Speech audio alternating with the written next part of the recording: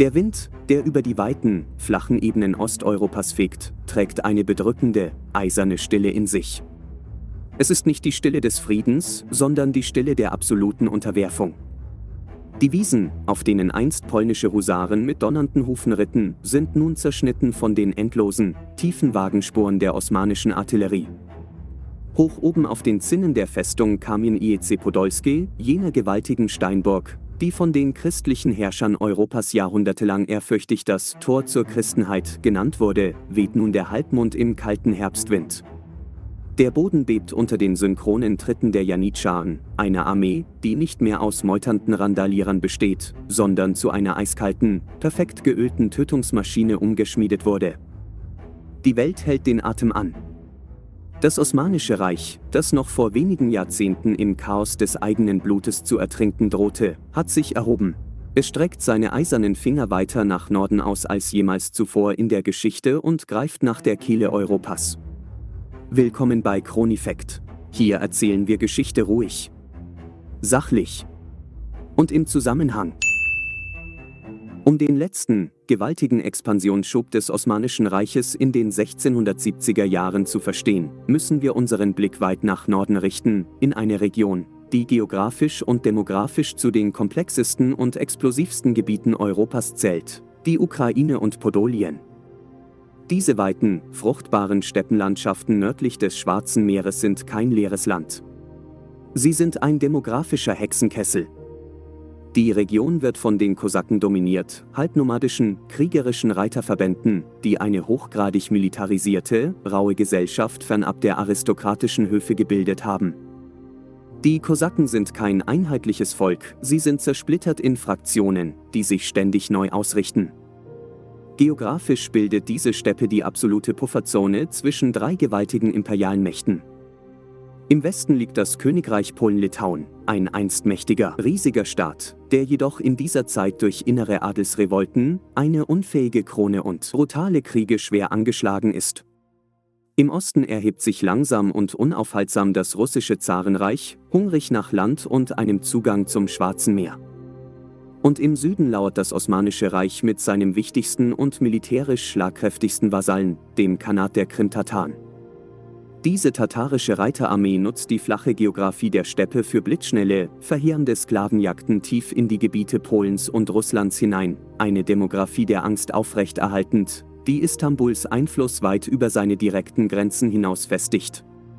In diesem instabilen Dreiländereck entzündet sich ein geopolitischer Funke, der das Osmanische Reich zum Eingreifen zwingt. Die ukrainischen Kosaken unter ihrem Anführer, dem Hetman Petro Doroschenko, befinden sich in einem blutigen, existenziellen Freiheitskampf gegen ihre polnischen Oberherren. Doroschenko erkennt die strategische Aussichtslosigkeit seiner Lage. Er wird von den Polen im Westen und den Russen im Osten zerdrückt. In einem Akt nackten, pragmatischen Überlebenswillens wendet er sich nach Süden. Er bietet dem Sultan in Istanbul die vollständige formelle Unterwerfung an. Die Kosaken, einst die gefürchtetsten christlichen Piraten des Schwarzen Meeres, erklären sich bereit, osmanische Vasallen zu werden, wenn der Sultan sie vor Polen und Russland beschützt. Für die Hohe Pforte in Istanbul ist dieses Angebot ein strategischer Traum. Eine direkte osmanische Herrschaft über die Ukraine würde Polen endgültig als Großmacht ausschalten, den russischen Vormarsch blockieren und das Schwarze Meer für immer zu einem unantastbaren, innerosmanischen See machen. Die Geografie der Macht in Osteuropa würde sich irreversibel zugunsten Istanbuls verschieben. Doch ein solcher Schritt bedeutet unweigerlich den großen, offenen Krieg gegen Polen-Litauen. Die Entscheidung fällt in den Hallen der Köprülü-Dynastie. Sie zögern nicht. Die osmanische Kriegsmaschinerie, geschmiedet in der harten Disziplin der Restauration, wird erneut in Bewegung gesetzt. Das Reich macht sich bereit, den geostrategischen Deckel über Osteuropa für immer zu schließen. Im Frühjahr 1672 verlässt eine osmanische Streitmacht Istanbul, die an Größe und Disziplin alles in den Schatten stellt, was Europa seit den Tagen Süleimans des Prächtigen gesehen hat. Großwesir Köprülü Fazil Ahmed Pascha, der Architekt des Sieges auf Kreta und Meisterdiplomat von Basra, führt ein Heer von schätzungsweise 100.000 Mann nach Norden. Der Sultan selbst, Mehmed IV., begleitet die Armee. Mehmed ist kein kriegerischer Feldherr, er ist als der Jäger in die Geschichte eingegangen, ein Mann, der besessen von wochenlangen Hetzjagden durch die Wälder des Balkans ritt, während sein Großvezier den Staat lenkte. Dennoch verleiht die physische Anwesenheit des Sultans dem Feldzug die Aura eines unaufhaltsamen Heiligen Krieges. Die Logistik dieses Vorstoßes ist ein Meisterwerk der Administration. Hunderte von Flussschiffen transportieren schwerste Belagerungsartillerie und Zehntausende Tonnen Mehl die Donau hinauf. Ein Heer von Pioniereinheiten baut gewaltige Pontonbrücken über die breiten Flüsse Osteuropas. Als die osmanische Armee schließlich in Podolien, der südöstlichen Grenzprovinz Polens, einmarschiert, ist das Gelände durch starken Regen in ein knietiefes Schlammmeer verwandelt. Doch die Disziplin der Truppen bricht nicht. Fazil Ahmed Pascha duldet keine Plünderungen, keine Verzögerungen. Die Armee wälzt sich wie ein eiserner, stummer Riese durch den Matsch, direkt auf das primäre Ziel des Feldzuges zu, die Festung Kamienice Podolskie. Diese Festung ist geografisch fast unbezwingbar. Sie liegt auf einer massiven, hoch aufragenden Felseninsel, die von einer extrem tiefen, natürlichen Schlucht des Flusses Modrütsch fast vollständig umschlossen wird. Sie ist nur über eine einzige, schmale, stark befestigte Brücke zu erreichen. Die Polen glauben, dass diese Bastion monatelang, wenn nicht jahrelang halten würde. Doch sie unterschätzen die moderne, hochspezialisierte Belagerungstaktik der Osmanen. Anstatt die Festung frontal über die Brücke anzugreifen, postiert Fazil Ahmed seine schweren Balümetz-Kanonen auf den umliegenden Anhöhen und beginnt ein systematisches, pausenloses Bombardement. Die gigantischen Eisenkugeln zerschmettern die veralteten, hohen Steinmauern der Burg mit erschreckender Präzision. Gleichzeitig beginnen osmanische Mineure in wochenlanger, gefährlichster Präzisionsarbeit, Schächte durch den soliden Fels zu treiben. Am 26. August zündet eine gigantische Sprengladung tief unter dem Hauptwall der Festung. Die Explosion reißt ein gewaltiges Loch in die Befestigung. Die demoralisierte, völlig unterlegene polnische Garnison, die vergeblich auf Entsatzarmeen ihres handlungsunfähigen Königs gewartet hat, erkennt, dass der nächste Sturmangriff der Janitscharen ein völliges Massaker bedeuten würde. Kamienice Podolskie, das unbezwingbare Tor zur Christenheit, kapituliert nach einer Belagerung von nicht einmal 3 Wochen. Als Fazil Ahmed Pascha in die Stadt einreitet, demonstriert er die eiskalte Überlegenheit der osmanischen Bürokratie. Es gibt kein Massaker und keine blinde Plünderung. Die Kirchen werden in Moscheen umgewandelt, die Zivilbevölkerung wird inventarisiert und sofort dem osmanischen Steuersystem unterworfen. Podolien ist nicht einfach nur erobert, es wird augenblicklich als Eyalet, als reguläre Provinz, in das Reich integriert. Der Fall von Kamienice Podolskie löst in Polen-Litauen und im restlichen Europa eine absolute Schockstarre aus.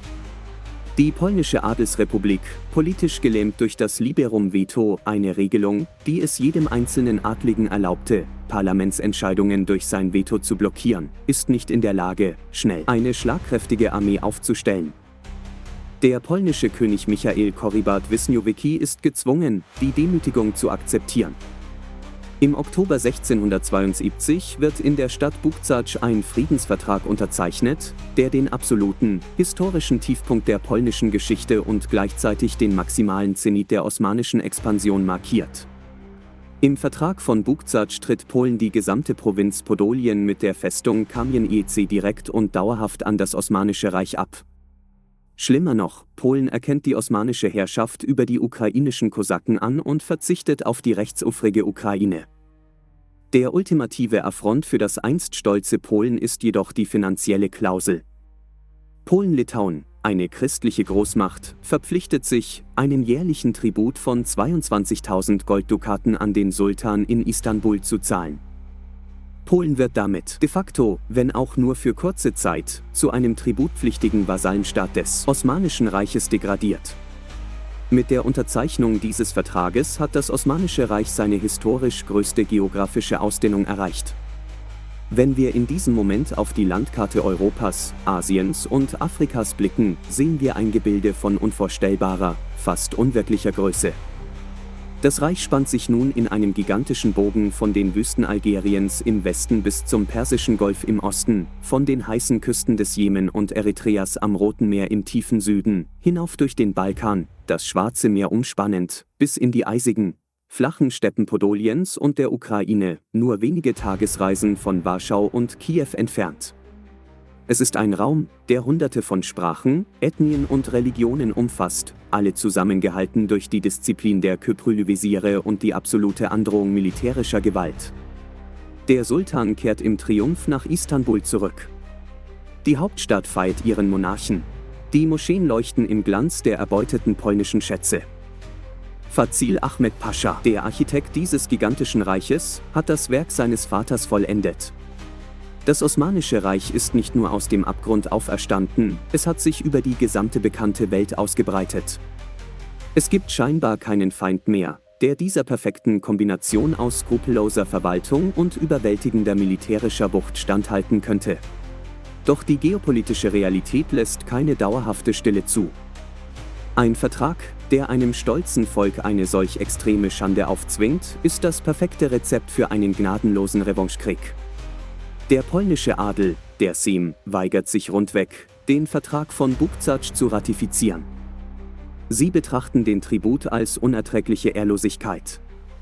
Die Verzweiflung eint die zerstrittenen polnischen Fraktionen für einen kurzen, brillanten Moment, und aus den Trümmern des polnischen Heeres erhebt sich ein militärisches Genie, dessen Name bald zur Legende in Europa werden wird, Jan Sobieski. Sobieski, der Großhetman der Krone, ist ein brillanter Taktiker und ein Mann von immensem Charisma. Er sammelt eine Armee, die zwar zahlenmäßig den Osmanen noch immer unterlegen ist, aber aus hochmotivierten Veteranen und der furchterregenden schweren Kavallerie der Flügelhusaren besteht. Im Herbst 1673, genau ein Jahr nach der demütigenden Kapitulation, schlägt Sobieski zurück. Die osmanische Armee hat ihr Winterlager bei der Festung Schotin am Fluss Dnister aufgeschlagen. Die geografische Lage ist kritisch, die Kälte zermürbt die osmanischen Truppen. In einem brillanten, völlig überraschenden Manöver greift Sobieski das befestigte osmanische Lager an. In der Schlacht von Schotin durchbrechen die polnischen Flügelhusaren die osmanischen Erdwälle. Es ist ein massives Gemetzel. Die schwere polnische Kavallerie zerschmettert die Linien der Janitscharen, treibt tausende osmanische Soldaten in die eiskalten, reißenden Fluten des Dnister und vernichtet die Invasionsarmee fast vollständig. Der Schock in Istanbul ist gewaltig. Der Unbesiegbarkeitsmythos der Köprülü-Armee hat einen schweren Riss erlitten. Sobieski wird durch diesen glorreichen Sieg kurz darauf zum König von Polen gewählt und widmet sein restliches Leben der Vernichtung der osmanischen Präsenz in Europa. Der Krieg um Podolien und die Ukraine entwickelt sich in den folgenden Jahren zu einem zähen, brutalen Stellungskrieg. Die Osmanen behalten zwar die Kontrolle über die Festung Kamienice Podolskie, doch sie sind gezwungen, das Gebiet gegen ständige Angriffe der Polen und nun auch der Russen zu verteidigen. Russland, das den Machtzuwachs der Osmanen in der Ukraine als direkte Bedrohung ansieht, greift in den Krieg ein. In der massiven Belagerung der Kosakenhauptstadt Schühürün liefern sich russische und osmanische Heere erbitterte Schlachten. Die absolute Expansion hat das Osmanische Reich an den äußersten Rand seiner logistischen Kapazitäten getrieben. Die Armee kämpft tausende Kilometer von Istanbul entfernt im Schlamm und Schnee. Das Reich hat sich überdehnt. Die eiserne Disziplin der Köprülü kann die enormen Entfernungen und das gleichzeitige Erwachen zweier feindlicher Großmächte nicht länger ignorieren. Inmitten dieses zermürbenden Grenzkrieges ereilt das Osmanische Reich ein Verlust, der weitaus schwerer wiegt als eine verlorene Schlacht im Schnee von Schotin. Im November 1676 stirbt der brillante Großwesir Köprülü Fazil Ahmed Pascha im Alter von nur 41 Jahren. Die Ursache seines frühen Todes ist, typisch für die immense Last des Amtes, eine Kombination aus extremer Erschöpfung und schwerem Alkoholismus, einer Sucht, die er zeitlebens streng vor der Öffentlichkeit zu verbergen suchte. Mit ihm stirbt der klügste, diplomatisch fähigste und berechnendste Kopf der osmanischen Restauration. Fazil Ahmed hatte das Reich nicht nur stabilisiert, er hatte es durch eine Kombination aus nackter Gewalt und kühlem Verstand auf den Zenit seiner Macht geführt. Er wusste, wann er zuschlagen und wann er Verträge schließen musste. Er hatte verstanden, dass die Expansion nach Podolien das absolute Limit der osmanischen Logistik darstellte. Doch die Demografie der Macht am Hof duldet kein Vakuum. Die Position des Großveziers wird an einen Mann übergeben, der zwar zur Familie der Köprülü gehört, aber aus einem ganz anderen psychologischen Holz geschnitzt ist. Sein Name ist Kara Mustafa Pascha. Er war der Adoptivsohn des alten Gründers Köprülü Mehmet und der Schwager des verstorbenen Fazil Ahmed. Kara Mustafa Pascha ist ein Mann von grenzenlosem, fast wahnhaftem Ehrgeiz. Er ist unfassbar reich, extrem arrogant und getrieben von dem brennenden Verlangen, den Ruhm seiner Vorgänger nicht nur zu erhalten, sondern ihn weit in den Schatten zu stellen. Wo Fazil Ahmed kühl kalkulierte, sieht Kara Mustafa nur den großen, blendenden Triumph. Er blickt auf die Karte des Reiches. Er sieht, dass das Osmanische Reich im Osten gesichert ist, er sieht die 9 Provinzen in Podolien, er sieht den Reichtum des Staates. Er glaubt ernsthaft, dass die osmanische Militärmaschinerie nun unbesiegbar ist. Kara Mustafa beendet den Krieg gegen Russland und Polen in den Jahren 1681 mit Verträgen, die den Status quo zementieren, nur um sich einem viel größeren, viel gewaltigeren Ziel zuzuwenden. Sein Blick richtet sich auf das Herz Europas. Er träumt nicht von schlammigen Festungen in der Ukraine. Er träumt von der absoluten Vernichtung des Habsburgerreiches. Er träumt davon, das Heilige Römische Reich deutscher Nation zu zerschmettern. In seiner Hybris glaubt Kara Mustafa, dass die Zeit gekommen ist, jenen Ort zu erobern, an dem selbst der große Süleyman der Prächtige 150 Jahre zuvor gescheitert war. Die Maschinerie des Staates wird nicht mehr zur Stabilisierung genutzt. Sie wird für das größte militärische Wabankespiel der Weltgeschichte hochgefahren. Der eiskalte Zenit des Reiches beginnt langsam, aber sicher, in ein hochmütiges Fieber umzuschlagen. Frage an dich: Welchen Aspekt dieses Themas fandest du am überraschendsten? Schreib es uns gerne in die Kommentare. Vielen Dank fürs Zuhören. Im nächsten Kapitel sehen wir, wie der grenzenlose Hochmut des Kara Mustafa Pascha die größte Streitmacht, die Europa je gesehen hat, direkt vor die Tore der goldenen Stadt am Donaufluss führt, und wie das ultimative Ringen um das Schicksal des gesamten Kontinents in der brutalen, legendären zweiten Belagerung von Wien seinen schicksalhaften Höhepunkt findet.